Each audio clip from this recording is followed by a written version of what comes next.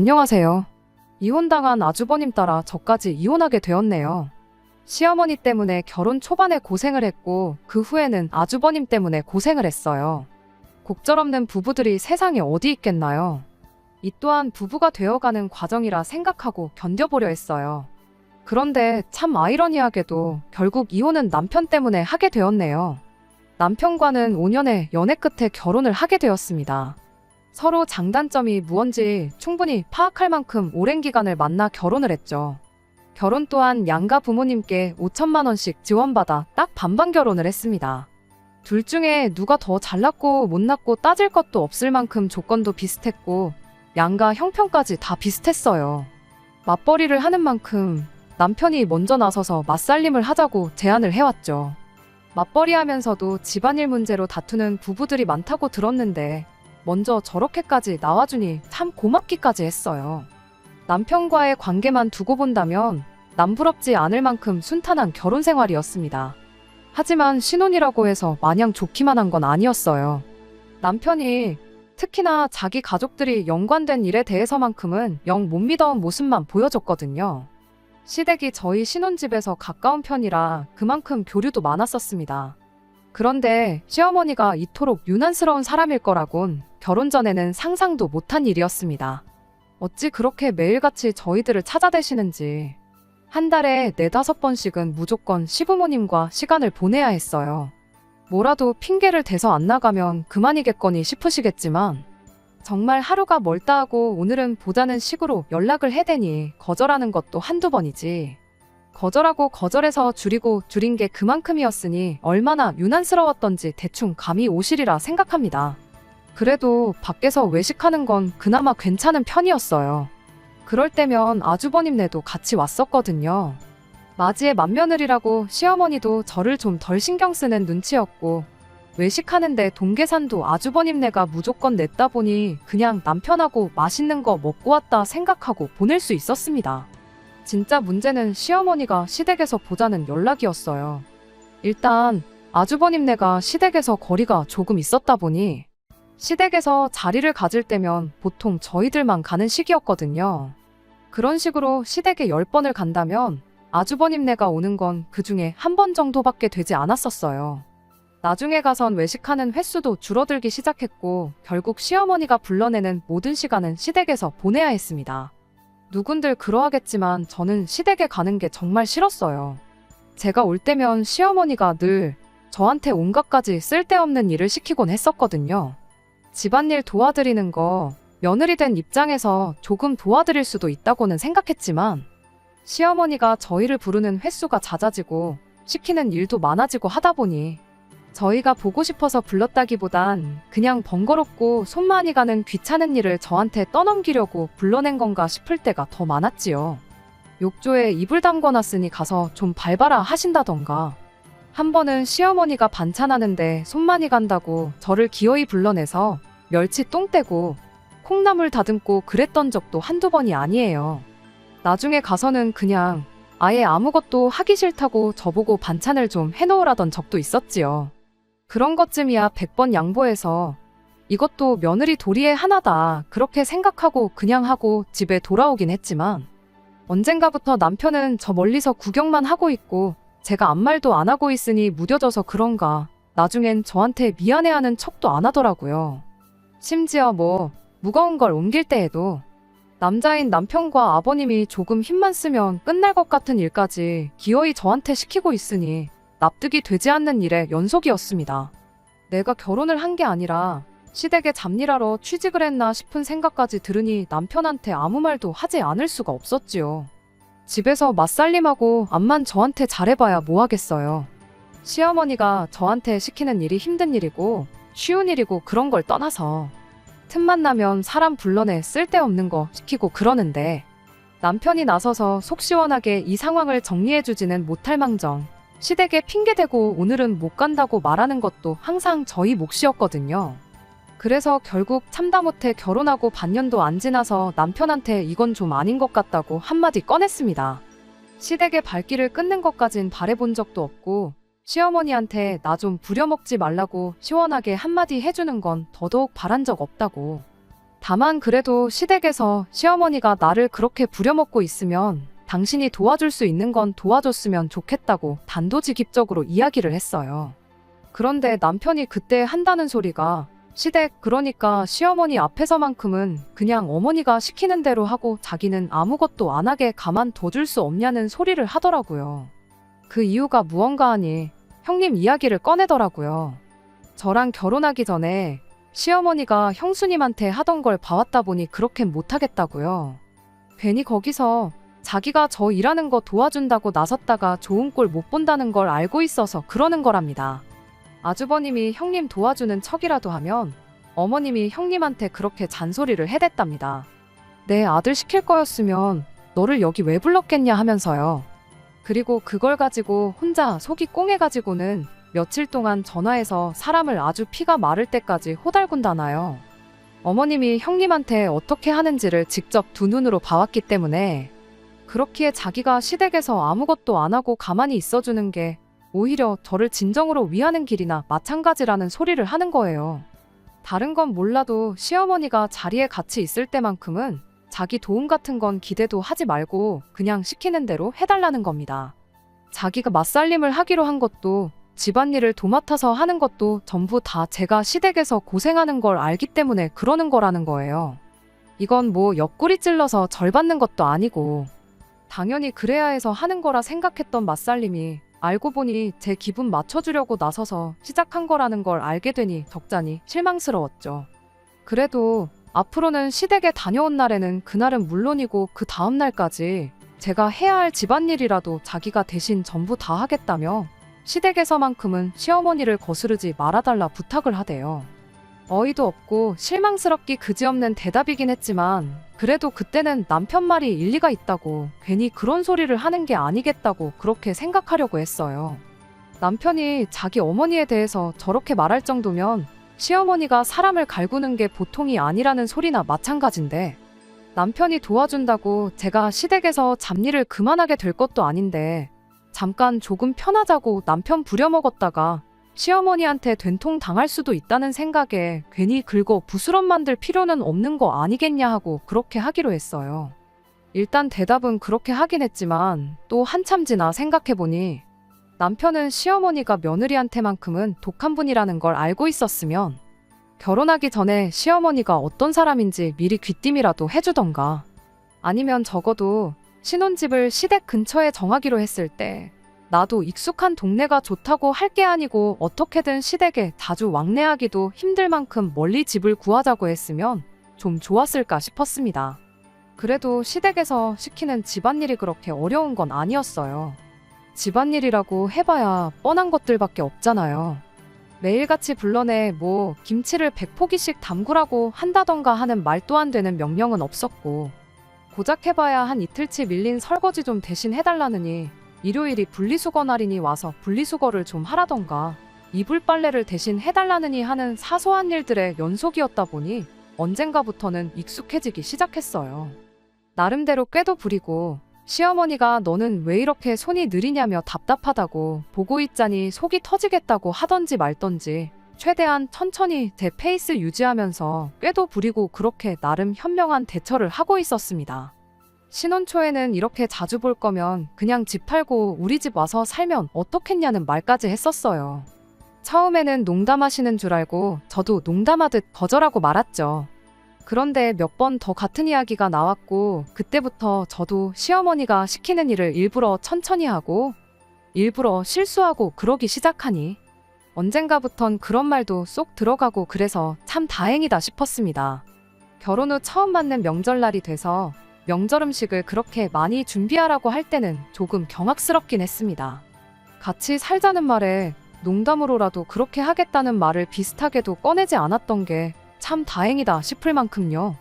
시댁이 따로 제사도 지내는 것도 아니었던 만큼 딱히 시댁에 다른 친척분들이 오시는 것도 아니고 기껏해야 저희들의 아주버님네, 시부모님 이렇게 6 식구가 전부인데 그나마도 결혼 첫해 2번의 명절을 보내면서 아주버님네는 따로 명절이라고 참석도 안 했는데 저는 뭘 그렇게 많이 부치고 하는지 남은 음식들을 싸가긴 했지만 정말 전이라면 신물이 나서 한동안 생각도 나지 않을 만큼 연휴 끝나고도 몇 끼를 명절 음식들로 식사를 해야 했었습니다. 아무튼 그렇게 그냥 시어머니가 유난스럽고 원래 그러신 분이다 생각하고 그러려니 적응해가면서 나름 잘 살고 있었어요. 하지만 가끔씩 쉬는 날에 미리 언질도 없이 저를 불러내서는 쓰잘데기 없는 일을 시키고 그럴 때면 그래도 시댁에서 조금 떨어진 거리에 사는 형님이 그렇게 부러울 수가 없었습니다. 남편이 형수님이 당하는 걸 직접 두 눈으로 봤다고 하긴 했지만 매주 몇 번씩 시댁에 불려가는 제가 보기에 당해봐야 얼마나 당했겠냐 싶었었습니다. 저도 매주 주말만 되면 불려나가고 그러는 게 아니라 한 달에 한두 번이면 충분히 견딜 수 있을 것 같고 이런 불만도 안 생기겠거니 그런 생각이었어요. 심지어 제가 결혼하고 나서 시댁에서 명절을 2번 보냈는데 형님네는 그때 2번 다 시댁에 오지 않았거든요. 그때는 그냥 응당 형님이 고생을 했다 하니 아주버님이 중간 역할을 잘해준 게 아닐까 그런 생각까지 했었습니다. 남편이 그런 아주버님 절반만 닮아서 저 고생하는 것 좀 덜하게 해줬으면 싶은 생각이 들었던 게 한두 번이 아니었어요. 그런데 그게 아니었습니다. 형님이 부럽다고 생각했다니 정말 내가 복에 겨워서 그런 소리를 했구나 싶었던 날이 있었어요. 시댁에서 개같이 굴으면 굴렀지 아주버님 같은 인간을 남편이라고 옆에 두고 살고 있는 형님이 정말 불쌍했습니다. 그때가 결혼하고 나서 3번째 맞는 명절이었어요. 이번에는 모처럼 형님네도 온다고 하길래 일손이 하나 더 생긴 만큼 고생은 덜하겠구나 싶었습니다. 조금 덜 힘들겠거니 그 생각 말고는 정말 아무 생각도 없었어요. 아무튼 시댁하고 거리가 가까운 만큼 저희가 시댁에는 형님네보다 일찍 도착했어요. 도착하자마자 편한 옷으로 갈아입고 나와가지고 늘상 하던 대로 곧바로 명절 음식 준비를 하기 시작했죠. 그리고 나서 한 10분 정도 있다가 형님네가 도착을 했습니다. 그런데 시어머니가 형님한테 요즘 아주 안 불렀더니 많이 편해졌나 보다고 어떻게 1년 만에 시댁에 명절 쇠러 오면서 맏며느리가 둘째네보다 늦게 올 수가 있느냐고 한마디 하시대요. 저야 당연히 집이 코앞이니까 금방 온 건데 그리고 시어머니가 오라고 했던 시간에 저희가 일찍 온 거고 형님네는 거의 딱 맞춰서 온 건데 저런 말을 하니 이게 다 뭔가 싶었어요. 게다가 형님도 형님 나름대로 이유가 있었던 건데 아주버님이 준비가 늦어서 지체가 되었다는 형님의 대답에 시어머니가 너가 언제부터 그렇게 대답이 길었냐고 한마디 하더니 말을 그냥 중간에 잘라버리더라고요.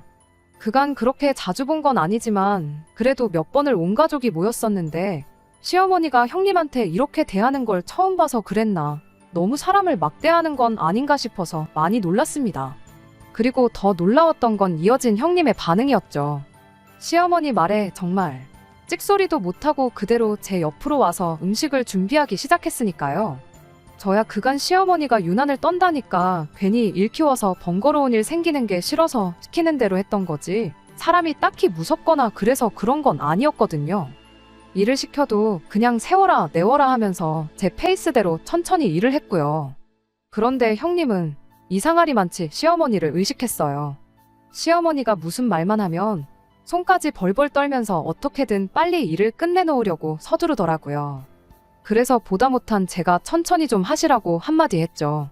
뭐 얼마나 시어머니한테 큰 죄를 지었길래 하는 말마다 벌벌 떨면서 그러시냐고. 시어머니가 시킨 일 좀 천천히 한다고? 전 뒤집는 게 늦어지는 거지 세상이 뒤집어지는 게 아니지 않냐고요. 음식 준비를 빨리 끝내고 싶으면 저기 TV 보면서 시시덕거리는 사람들이 우리를 도와주는 게 맞지. 어차피 우리 손은 2개밖에 없는데 우리가 암만 서둘러봐야 동태전 10개, 11개 차이밖에 안 날 거라고 그렇게 한마디 해줬죠. 해보신 분들은 알겠지만 바닥에 쪼그려 앉아서 전 부치는 게 여간 힘든 게 아니잖아요. 그런 제 말에도 형님은 괜찮다고 서두르면 서두르는 만큼 빨리 끝나지 않겠냐 그럼 1분이라도 더 쉴 수 있는 거 아니냐 하면서 계속해서 속도를 내기 시작했습니다. 그런데 거실에서 TV 보던 시어머니가 무슨 지방방송이 이렇게 들리냐며 니들이 하하호호 떠들 시간이 어딨냐고 빨리빨리 좀 하라고 저희한테 성질을 내기 시작했어요. 그 말이 끝나기 무섭게 또 형님이 새파랗게 질려가지고는 알겠다고 대답을 하는데 당황해서 그랬나 옆에 있던 식용유통을 엎어버렸습니다. 제가 옆에 있었다 보니 크게 엎은 건 아니고 바닥에 조금 흐르기만 했을 뿐인데 형님은 그걸 엎었다는 사실만으로 멘붕이 온 건지 혼자서 또 그걸 치우겠다고 허둥대다가 식용유 때문에 미끄러져서 바닥에 철푸덕하고 쓰러져 버렸습니다. 아픈 건 둘째치고 그것 때문에 계란물이니 뭐니 죄다 엎어버려서 옷이 아주 난장판이 되었어요. 그런데 아주버님이란 작자는 남편이 돼서 그걸 보고 괜찮냐고 묻는 게 아니고 저건 칠칠치 못하게 왜 또 저러냐면서 짜증을 내는 거예요. 그 광경을 보고 제 눈을 믿을 수가 없었죠. 시어머니도 바빠 죽겠는데 아주 쇼를 한다고 혀를 차고 있었고요. 형님이 아주버님한테 챙기라고 했던 옷가방은 어디 있느냐고 물어봤는데 아주버님이 왜 네 옷을 나한테 찾냐면서 필요하면 필요한 사람이 챙겼어야 하는 거 아니냐고 당당하게 대답을 하더군요. 아주버님이 늦장 부리다가 늦었다더니 챙기란 것도 똑바로 안 챙기고 와서는 뭘 잘했다고 큰 소리를 치나 싶었어요.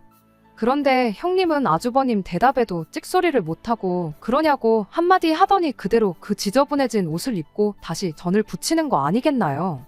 참 제가 봐도 사람이 답답하긴 했어요. 그래도 같은 며느리 입장이라고 안쓰럽기도 하더라고요.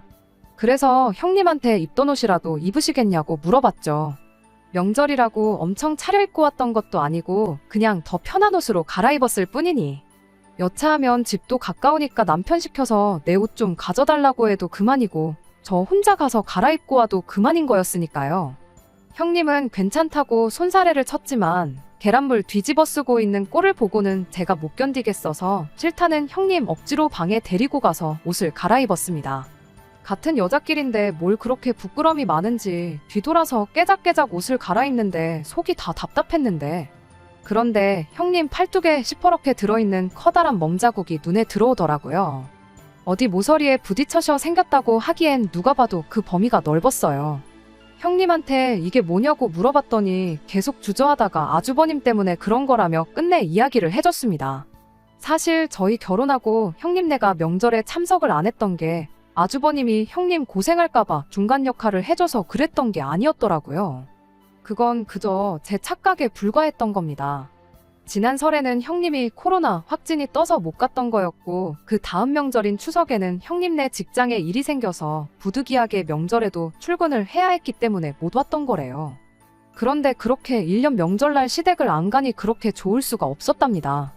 그래서 아주버님한테 이번에도 시댁에 안 가면 안 되냐 물었다가 아주버님이 되도 않는 소리 말라고 대번에 거절을 했고 그래도 형님은 진짜 제발 안 가고 싶다고 그렇게 둘이 난리를 치다가 아주버님이 웃기지 말라고 그대로 팔뚝을 잡아 꺾어버렸다네요.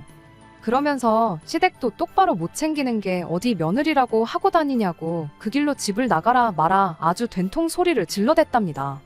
결국 아주버님을 이기지 못하고 이렇게 시댁 끌려와서 또 일을 하고 있다면서 한숨을 섞어가며 이야기를 하는데 그런 아주버님도 아주버님이지만 이걸 아무렇지도 않게 말하는 형님이 더 충격적이었어요. 나였으면 남편이 내 몸에 손대는 순간 이혼 서류부터 준비했을 거라고 뭐하러 그걸 참느냐는 식으로 말을 했죠. 형님은 그래도 내가 선택해서 한 결혼인데 이혼까지 할 게 뭐 있냐며 말을 아끼는 모습이었고 부부싸움은 칼로 물베기라는데 제가 이래라 저래라 한다고 해서 바뀔 것 같지도 않고 괜히 오지랖 부렸다가 저만 중간에서 이상한 사람 될 수도 있다는 생각에 그 다음부터는 말을 아꼈습니다. 아무튼 그렇게 옷 갈아입고 나와서 다시 음식 준비를 시작했지요. 그렇게 명절 보내고 저녁이 돼서야 집에 돌아가게 되었습니다. 형님이 옷은 깨끗하게 세탁해다가 전해주러 오겠다고 했는데 택배로 보내주시면 될 걸 뭘 멀리 전해주러 오시냐고 되물은 제 말에 그래도 직접 전해주러 오겠다며 슬며시 웃고 말더라고요. 그 웃음의 의미가 뭔가 싶었는데 그렇게 반년이 좀 더 지나서 추석을 얼마 앞두고 형님이 저를 따로 불러내 충격적인 소식을 전해왔어요. 형님이 아주버님하고 이혼 소송에 들어갔다는 소식이었죠. 알고 보니 그동안 형님이 몰래 이혼을 준비하고 있었나 봐요. 저한테 이혼까지 할 게 뭐 있냐고 말을 아낀 게 나름 혼자서 이혼을 준비하고 있던 걸 들키고 싶지 않아서 그랬다는 걸 알 수 있었어요. 그리고 제 옷도 그때가 돼서 돌려받았죠. 아마 버틴다고 이혼을 못 해주진 않을 거라며 저한테 옷을 돌려주는데 그렇게 자신만만한 모습이 참 새로웠네요. 그냥 그 멍자국만 가지고도 충분히 이혼할 수 있을 만큼이었는데 그것 말고도 뭐가 또 엄청 많았나 봐요. 그동안 그냥 당하고만 있던 게 아니었던 거죠. 모아둔 자료가 너무 많아서 아주버님도 항소는 엄두도 못 냈고 결국 형님한테 위자료 2천만 원 주고 재산까지 분할해줘가며 끝내 이혼을 하게 되었답니다. 그러는 과정에서 시어머니도 형님한테 1,000만 원 위자료를 줘야 했고, 그렇게 형님은 저희 가족과 완전히 남남이 되고야 말았습니다. 그 길로 고향으로 내려가서 분할받은 돈으로 사업까지 시작했다고 하는데 그냥 잘 지냈으면 좋겠다는 생각뿐이었어요. 아무튼 덕분에 저는 많이 편해지기는 했습니다. 며느리한테 막노동을 시키는 게 이혼 사유가 되고 나아가선 위자료까지 뱉어내야 한다는 사실을 직접 깨달았다 보니 그 뒤로 따로 저를 불러내거나 하는 일이 사라졌거든요. 그 후로 저희 시어머니는 주변 사람들한테 순진한 당신 아들이 아주 여우 같은 마누라 작전에 속아 넘어가서 돈까지 털리고 이혼당한 것처럼 이야기를 하고 다녔어요. 그런 모습을 보고 듣게 되니 저한테 그러신 것도 아닌데 어머님이 달리 보이더라고요. 솔직히 정이 많이 떨어졌네요. 아무튼 아무도 예상 못했던 아주버님의 이혼에 시어머니가 더 이상 저를 집으로 불러내지 않게 되었고 덕분에 제 삶이 그나마 편해지긴 했었습니다. 아주버님이야 안 됐지만 형님 생각해보면 형님한텐 잘된 일이고 더불어 시어머니한테 시달릴 일이 줄어든 저한테도 잘된 일이었죠. 고생 끝에 낙이 온다더니 이제야 정상적인 결혼 생활을 하게 되었구나 싶었어요. 한 고비 넘겼다고 생각했더니 산 넘어 산이라고 또 다른 고비가 저를 기다리고 있을 줄은 또 생각 못했습니다. 아주버님이 형님과의 이혼 때문에 재산 분할이다 위자료다 뭐다 해서 결국 살던 집을 정리를 하게 되었고 그렇게 시댁으로 들어와 살게 되면서 모든 게 시작되었습니다. 시어머니가 더 이상 저를 집으로 부르지 않는 게 그렇게 좋았는데 아주버님이 시댁에 들어오고부터는 시어머니가 아니라 아주버님이 제가 아니라 남편을 불러대기 시작했거든요. 마땅히 만날 친구도 따로 없던 건지 그렇게 아주버님한테 불려나가면 남편은 새벽 2시나 돼서 술을 진탕 마시고 집에 들어오고 그랬어요. 어쩌다 한두 번 나가면 이혼한 형이 불쌍해서 기분 맞춰주느라 그러는 거구나 하고 그냥 넘어갔겠지만 이건 뭐 시어머니가 집에 쓸데없는 일 시키려고 부르는 게 더 낫겠다 싶을 정도로 평일 주말 할 것도 없이 일주일에 서너 번씩 데리고 나가는데 남편은 그래도 형이 부르는데 어떻게 못 나간다고 하겠냐며 저보고 이해해달라는 식으로 나오는데 그 꼴을 보고 있자니 아주 미치고 팔짝 뛸 노릇이었죠.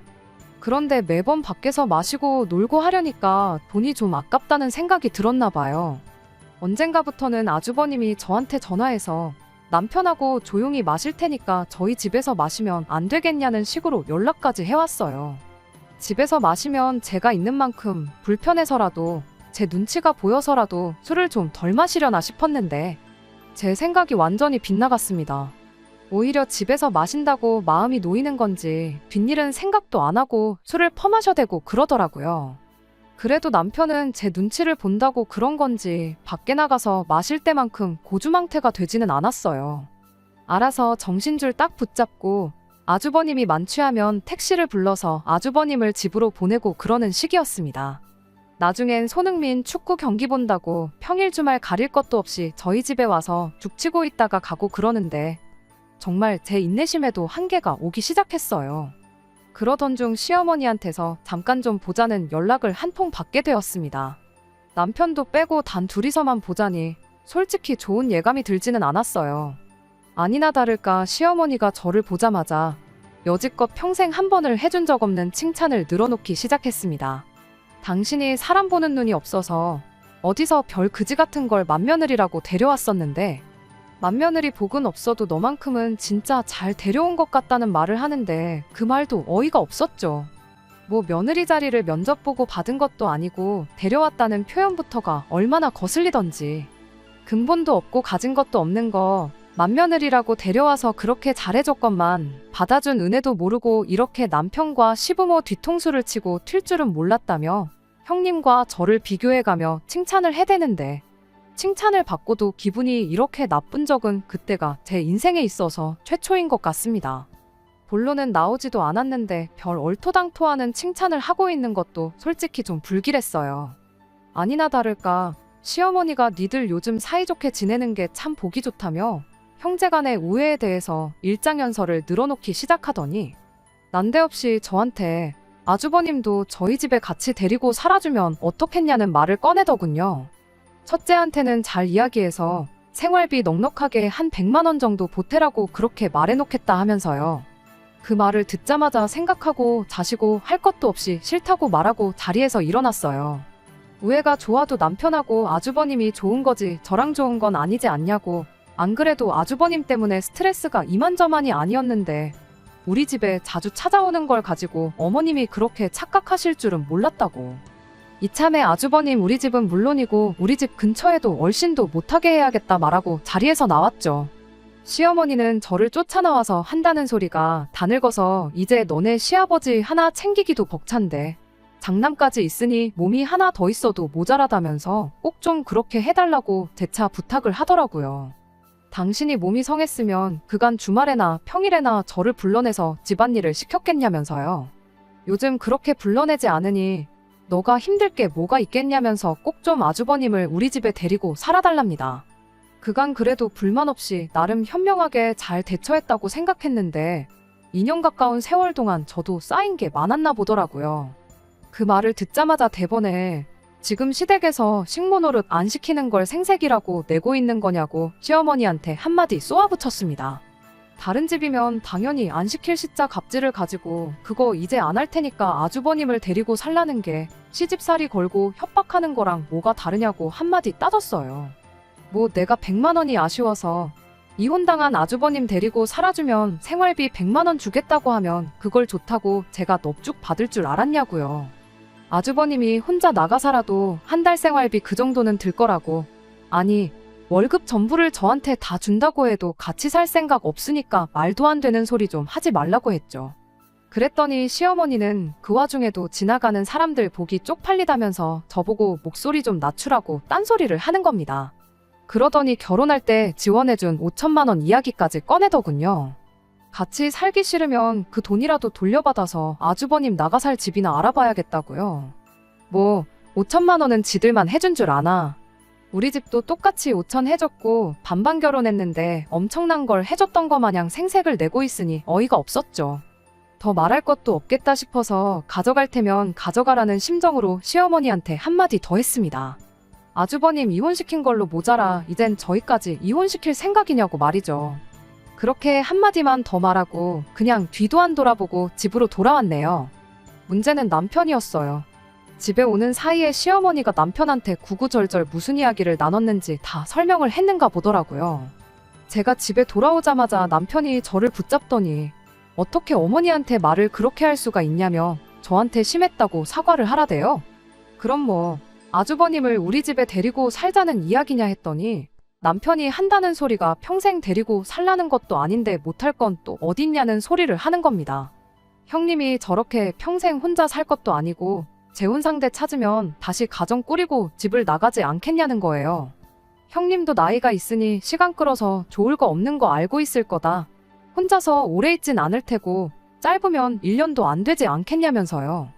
뭐 재혼은 하고 싶다고 다 하는 거냐고 한마디 했더니 요즘 이혼한 게 뭐 대수냐고 형님이 사지 멀쩡하고 돈도 잘 버는데 못할 게 뭐가 있겠냐고 대답하더군요.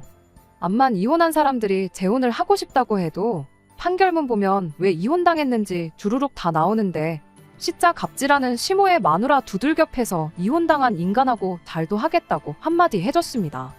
그랬더니 남편이 형님 욕을 하기 시작하는 거예요. 누가 봐도 형님이 꽃뱀한테 당한 건데 너는 그 판결을 믿냐면서요. 전영수가 얼마나 독한 사람인 줄 아느냐고. 아무것도 가진 거 하나 없는 인간 우리 형님이 데려가서 사라졌더니 그 은혜도 모르고 뒤통수를 친 무서운 여자라면서요. 그냥 어떻게든 재산 분할 가져갈 생각에 5년 동안 함정을 파놓고 상황을 자기한테 유리하게 만들어서 소송해서 승소를 한 거랍니다. 결혼 기간을 채워야지 재산 분할 받을 때 유리한 걸 알고 그랬던 거라면서 가족인 형님을 믿어주질 못할 망정 그 여자 말만 믿고 우리 형님을 이혼당해도 싼 사람으로 생각하고 있었냐면서 저한테 실망이라는 겁니다. 실망이라니 누가 할 소리를 하고 있냐고. 암만 형님이 진짜로 이혼을 목적으로 결혼한 거라고 해도 배우자를 멍이 들 때까지 패는 게 어디 사람이 할 짓이냐고 한마디 했더니 남편이 한다는 소리가 맞을 짓을 했으니 맞은 거 아니겠냐고 아주버님을 두둔하는 겁니다. 그리고 그때 깨달았죠. 찌짜짓하는 시모도 이혼당한 아주버님도 문제지만 똥오줌 못 가리고 가족들 원하는 대로 다 해주려는 이 인간이 우리 결혼 생활에 있어서 가장 큰 문제였다는 걸요. 상처에 딱쟁이가 안듯 이 힘들었던 시간들도 지나면 추억이 되고 우리가 부부로서 한 단계 더 성숙해지는 단계라고 생각하고 참아왔건만 이 인간은 저를 그저 제가 부탁만 하면 자기 뜻대로 움직여주는 호구 정도로 생각하고 있다는 사실을요. 맞을 짓을 하면 맞아도 싸다는데 시모 뜻에 거역하고 아주버님 무시했다간 이 인간이 나한테 손을 대는 날도 머지 않겠다는 확신이 생겼고 두말할 것도 없다 싶어서 그 길로 남편한테 이혼하자는 이야기를 꺼냈습니다. 나는 형님처럼 5년이나 기다릴 것도 없다고. 어차피 반반 결혼했고 니네 엄마가 그 와중에 5천만 원도 가져가겠다 했으니 그거 감안해서 5천만 원 제하고 절반 가져가겠다. 그렇게 한마디 해주고 그냥 그 길로 꼴도 보기 싫어서 그냥 집을 나왔어요. 친정도 너무 멀리 있고 당장 어디 가 있을 곳도 없어서 방황하고 있었는데 1시간도 안 지나서 남편한테 다시 이야기 좀 해보자며 미친 듯이 연락이 오더라고요. 시댁도 가까운데 내 집에서 내가 나갈 게 아니라 남편이 시댁으로 꺼지면 될 것 같아서 당신이 시댁으로 가 있어라고 한마디 할 생각으로 집에 돌아갔더니 집에는 시어머니도 함께 자리에 있었습니다. 어머님은 여기 왜 와 계시냐고 결국 둘째 아들까지 이혼당하는 거 실시간으로 구경하러 오셨냐고 한마디 했더니 시어머니가 쩔쩔매기 시작하면서 자기가 잘못 생각했던 것 같다며 사과를 해오더군요. 5천만 원 내놓으라고 한 것도 사실 홧김에 그런 거라고 당신이 오죽 답답했으면 그랬겠냐면서요. 자식들 잘 되길 바라는 게 부모 마음이라고 너도 앞으로 애 낳고 키우다 보면 내 심정이 무엇인지 이해할 거다 하면서 쩔쩔매는데 그러는 시어머니한테 한마디 또 해줬습니다. 자식 잘 되길 바라시는 분이 며느리들이 한을 품고 이혼을 결심할 때까지 사람을 그렇게 못 살게 구셨냐고요. 그래도 너무 죄책감 갖지 마시라고 이혼 사유를 100이라고 본다면 어머님 때문에 이혼하는 건 그중에 한 30에서 40 정도밖에 안 될 거라고요. 판사님도 아주버님 위자료 2천 주라고 할 때 어머님한테는 1,000만 원만 하라고 하지 않았었냐고. 진짜 이혼 사유는 모자란 어머님의 두 자식들한테 있는 거니 자책하실 필요 없고 이제부터라도 두 아들 다시 품에 끼고 살면서 새로운 사람 만나서 새 가정을 꾸릴 때까지 모자란 거 잘 가르쳐 주시라 그렇게 한마디 하고 두 사람들 집에서 쫓아내버렸습니다. 그리고 1년 조금 안 되는 지리한 싸움 끝에 결국 저도 이혼을 하게 되었어요. 재산 분할은 애초에 반반 결혼을 했다 보니 더 계산할 것도 없이 절반 가져왔습니다. 돈을 만드는 과정에서 남편이 집을 정리할 수 없었기에 아주버님이 이혼당해서 가져온 걸로 그 돈을 충당했죠. 집을 정리할 수 없던 이유는 안 봐도 뻔했습니다. 시어머니가 아버님 하나도 힘든데 두 자식들까지 당신 품에 다시 끼고 살려니 그게 답도 없다고 느껴진 건지 절대로 집에 기어들어올 생각 말라고 강하게 나오는 바람에 둘이서 그 집에 같이 살기로 했는가 봐요. 살림이야 남편이 자라니 둘이서 밥 굶고 그러지는 않겠죠. 시어머니는 자기도 하기 싫은 걸 왜 저한테 떠넘기려고 했는지 모르겠어요. 덕분에 저도 새 인생 찾을 수 있었으니 이유는 불문하고 저한테는 좋은 일이라 생각할 수 있겠네요. 다른 건 모르겠고 시어머니의 두 자식들이 재혼만큼은 안 했으면 좋겠다는 생각밖에 안 드네요. 괜히 아무 죄도 없는 사람 인생 망치지 말고 의좋은 형제들끼리 평생을 그 집에 둘이서 살았으면 합니다. 저보다 먼저 이혼한 형님도 얼마 전에 만났어요. 얼굴색도 훨씬 좋아지고 제잘제잘 말도 많고 사람이 아예 달라졌더라고요. 지금 만나는 사람도 있고 결혼까지 생각하고 있다고 하는데 최악을 경험했다 보니 그 누구를 만난들 마냥 행복할 수 있는 걸까요? 저는 당장에는 다시 결혼을 한다는 게 엄두도 나지 않거든요. 저도 시간 지나면 괜찮아질런지 모르겠지만 당장은 제 한 몸 건사하는 것만 생각하면서 살 생각입니다. 끝까지 들어주셔서 감사합니다. 오늘의 사연은 여기까지입니다. 구독과 좋아요, 알람 설정 부탁드리고 더 좋은 사연으로 다시 찾아뵙겠습니다. 감사합니다.